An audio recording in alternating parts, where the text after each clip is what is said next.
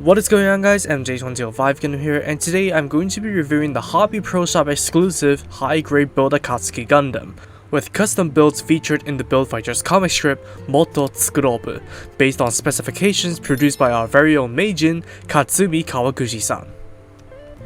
Just like the Dynamis arms, the Build Akatsuki is nothing but a bundled release of the core Akatsuki body and the build booster, with a new weapon included. As such, there is nothing new to be expected from the build if you've built the aforementioned kits before.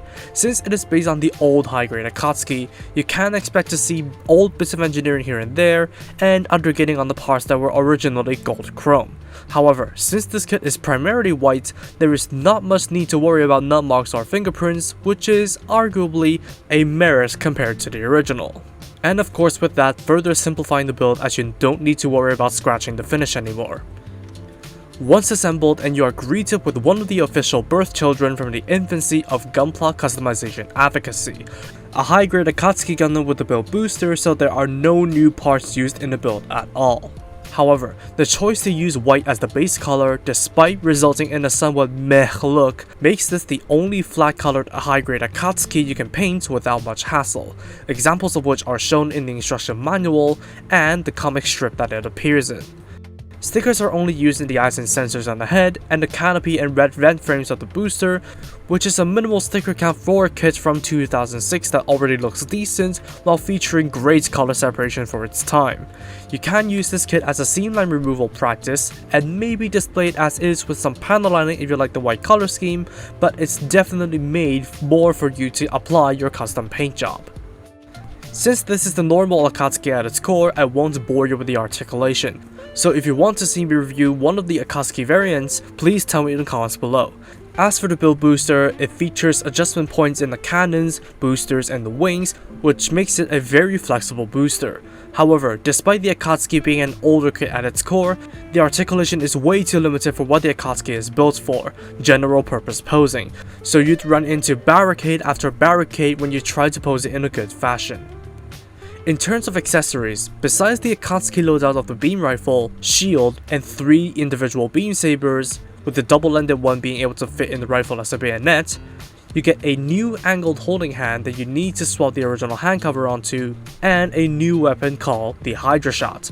Well, I say new, but it's actually derived from the twin blade rifle of the Ashtray green frame, with a new extension that attaches into the original beam emitters, adding 10 beam emitters to the weapon, 6 of which can be used with the original Akatsuki beams, and 2 pairs of included SP13 beams to generate an insane looking beam sword, which is generous of them to not expect us to have a wealth of beams back in the day.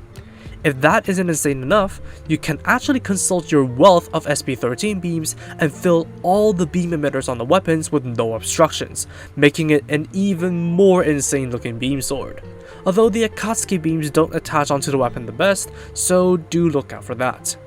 And if you need more reach for the weapon, you can slide the beam emitters forward, and this is the point where the weapon got a little too overkill for me, but suit yourself. At least we got an insane sword to go with the Dynamis arms' insane guns.